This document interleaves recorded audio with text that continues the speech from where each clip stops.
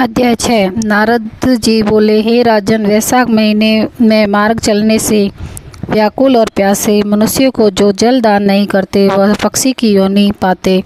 उदाहरण के लिए ब्राह्मण और घर की छिपकलियों का प्राचीन इतिहास कहते हैं, पर परम अद्भुत संवाद है। प्राचीन काल में इक्ष्वाकु के वंश में वेगमांग नामक एक राजा हुआ था। वह बड़ा ब्राह्मणों का भक्त, आनंदिक, जीत शत्रु और जितेंद्र था। पृथ्वी में जितने भी बालू के कण हैं, समुद्र में जितने भी जल के बिंदु हैं, आकाश में जितने तारागण हैं, उतने ही गो उस राजा ने दान की। उसने बहुत से यज्ञ किए। उन यज्ञों की कुशाओं से पृथ्वी पर कुशा ही कुशा दिखाई देने लगी तथा गो, भूमि, तिल और स्वर्ण दान से बहुत से ब्राह्मणों को प्रसन्न किया। कोई ऐसा दान नहीं था जो उसने नहीं किया। परंतु हे राजन, सुख की प्राप्ति की इच्छा करने वाले राजा ने एक जल दान नहीं किया। ब्रह्मपुत्र महात्मा वरिष्ठ जी ने उसे ज्ञान भी कराया कि जल दान करो, परंतु जड़ उससे दुर्बुद्धि और हेतुवाद से कहा कि कल जल तो बिना मूल्य ही मिलता है, इससे दान करने वाला का क्या फल मिलेगा। ऐसा अनेक बात कही और ब्राह्मण को जल दान नहीं किया और कहने लगा कि अलभ्य वस्तु दान करने से पुण्य मिलता है और यह ठीक भी है। तथा वह राजा लंगड़े, दरिद्र और जीव का हीन ब्राह्मणों की सेवा करता था, किंतु वेद पाठी, तत्वज्ञानी और ब्रह्मवादियों की पूजा नहीं करता था। वह राजा कहा करता था कि विख्यात ब्राह्मणों की पूजा से सब ही करते, परंतु अनंत बिना लिखे पढ़े लूले लंगड़े ब्राह्मण और दरिद्रों की बड़ी दुर्गति है। अतः ऐसे ही लोग मेरी दया के पात्र है। इस प्रकार वह दुर्बुद्धि को पात्रों को दान देता रहा। इस दोष के कारण जन्म तक उसके चातक की योनि मिली। एक जन्म गिद्ध बना, 7 जन्म तक कुत्ते की योनि में रहा। फिर हे राजन, वह एक राजा के छिपकली की योनि में जाकर रहा। उसका नाम श्रुतकीर्ति था। मिथिलापुरी का राजा था। छिपकली घर के दरवाजे की चौखट के ऊपर कीड़ों को भक्षण करती और 87 वर्ष तक वहीं रही। एक दिन देवयोग से मुनिवर श्रुतदेव नामक ऋषि दोपहर के समय मार्ग से थके मिथिलापित के घर आए।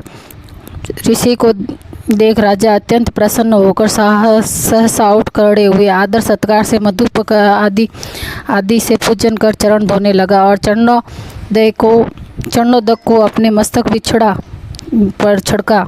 देवयोग से एक बूंद जल उस छिपकली पर गिर पड़ी। जल की बूंद पड़ते ही उसे ज्ञान हो गया कि नाना योनियों में दुखों से दुखित हो ब्राह्मण देवता से हाय हाय कर कहने लगी, हे ब्राह्मण, मेरी रक्षा करो। एक छिपकली का ऐसा शब्द सुनकर ब्राह्मण को बड़ा आश्चर्य और कहने लगा, हे गोदा, तू कहाँ है और क्यों विलाप कर रहा है? मेरे यह दशा कौन कर्म से भई है? तू देवता है कि पुरुष है, या कोई राजा या ब्राह्मण है?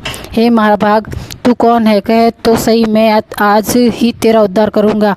ऋषि की ऐसी बात सुनकर राजा महामितमान श्रुतदेव जी ने कहा कि हे ब्राह्मण, मेरा जन्म इक्ष्वाकु कुल में हुआ था और वेद शास्त्रों का पूर्ण ज्ञाता हूँ। पृथ्वी में जितने रज के कण हैं, जितने जल के बिंदु हैं, जितने आकाश में तारागण, उतने मैंने दान किए। मैंने सभी यज्ञ किए, बापी कूप और तालाब बनवाए, अनेक दान किए, धर्म पूर्वक राज्य भी किया, तो भी मेरी ऐसी दुर्गति हुई और मुझे स्वर्ग न मिला।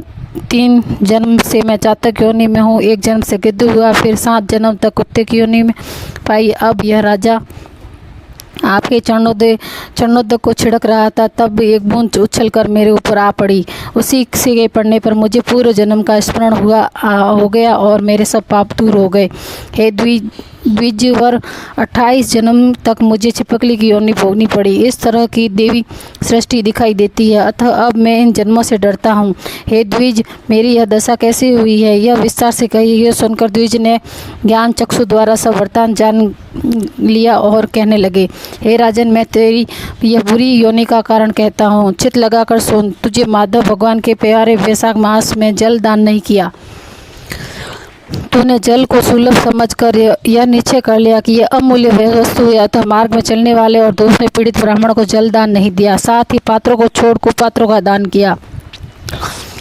जलती हुई अग्नि को छोड़ कर कोई भी हवन करते हैं, बथुआ वर्णित सुगंधी दाक से युक्त कांटेदार वृक्ष का भी कोई पूजन नहीं करते हैं। संपूर्ण वृक्षों में पीपल की ही पूजा की जाती है। तुलसी वृक्ष को छोड़कर कटेरी का पूजन नहीं किया करते। पूज्यता के विषय में अनाथ की आवश्यकता नहीं है। लूले लंगड़े केवल दया के पात्र पूजनीय नहीं है। तपस्वी ज्ञान वेदी शास्त्रों के ज्ञाता है, विष्णु भगवान के स्वरूप है, अतः वे सदा पूज्य हैं। इसमें भी ज्ञानी ब्राह्मण सदैव विष्णु भगवान को अत्यंत प्यारे हैं। इसी कारण वे ज्ञानी ही सदा पूज्य है। पूज्यों में भी अधिक पूज्यतम है। जो साधु महात्माओं की अवज्ञा है वह इस लोक और परलोक दोनों में दुखदायी है। महानतम पुरुषों की सेवा ही धर्म अर्थ काम मोक्ष का कारण है। ऐसी ही करोड़ों अंधजाति कर्तव्य से को नहीं देखते। ऐसे ही मंद है आशय जिनके उनकी कोई संगीत से कुछ फल नहीं मिलता। वैसे ही जल पेय तीर्थ और मिट्टी अर्थात पत्थर के बने देवताओं से भी तत्काल कुछ लाभ नहीं होता। ये तो बहुत काल से पवित्र करते हैं, किंतु साधु महात्मा दर्शन से ही पवित्र कर देते हैं। साधु सेवा से कोई भी सुशिक्षित पुरुष दुखी नहीं होता। जैसे अमृत पान करने से जन्म मरण वृद्धा अवस्था आदि दुख नहीं देते। तूने जलदान नहीं किया, न साधु केरी की। हे इच्छुक नंदन, इसी से तेरी यह दुर्गति हुई है। वैशाख में जो मैंने पुण्य किया है वह तेरी शांति के लिए तुझे दूंगा। इसके प्रताप से भूत भविष्य और वर्तमान कर्मों के संस्कार दूर हो जाएंगे। ऐसा कह जल स्पर्श कर सर्वोत्तम पुण्य का फल दे दिया। जब ब्राह्मण ने वैशाख के एक दिन का स्नान किए का फल उसे दिया तो संपूर्ण पाप दूर हो गए। वह गोदा की योनि त्याग कर दिव्य विमान पर चढ़कर दिव्य माला वस्त्र आभूषण पहन मिथिलापुर के राजा के महल के भीतर सब प्राणियों के देखते देखते हाथ जोड़कर परिक्रमा ले नमस्कार कर आज्ञा ले स्वर्ग लोक को चला गया और देवता लोग स्तुति करने लगे। वहाँ 10,000 वर्ष तक अनेक भोगों को भोग कर वह राजा इक्ष्वाकु के वंश में वहाँ प्रभावशाली काकुस्थ नाम से पैदा हुआ और सप्तद्वीपवती पृथ्वी का पालन करता हुआ बड़ा ब्राह्मण सखा और विष्णु का अंश हुआ। तब वशिष्ठ जी ने वैशाख मास में सब कर्तव्य धर्म सुनाए, जिनके करने से वह सब दुख दूर हो गए और सुख प्राप्त किया और दिव्य ज्ञान को पाकर विष्णु की सायुज्य मुक्ति को प्राप्त हुआ। इसलिए यह वैशाख संपूर्ण शुभ फलों का दाता है। इसमें जो मनुष्य यथोवत धर्म करता है उसकी आयु और यश बढ़ता है, पाप दूर हो जाते हैं, पुरुषार्थ चतुष्ट की प्राप्ति होती है और विष्णु भगवान पर प्रसन्न होते हैं। अतः ब्राह्मण क्षत्रिय वैश्य द्वैष्य शूद्र ये चारों वर्ण ब्रह्मचारी गृहस्थ वानप्रस्थ और सन्यासी चारों आश्रम वाले मनुष्यों को वैशाख मास के बताए हुए कर्म करना चाहिए। जय वैशाख मास की।